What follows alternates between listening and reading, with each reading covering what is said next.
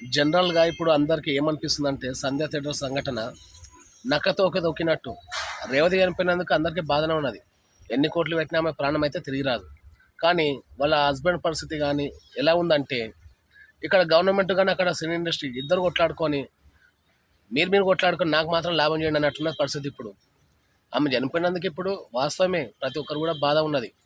కానీ ఇక్కడ గవర్నమెంటు, అక్కడ ఇండస్ట్రీ ఇద్దరు మాత్రం వాళ్ళకు ఆయన ఊహించిన దానికంటే మొత్తం ఒక భారీ మొత్తంలో మాత్రం ఆయనకు అమౌంట్ వస్తూ ఉన్నది.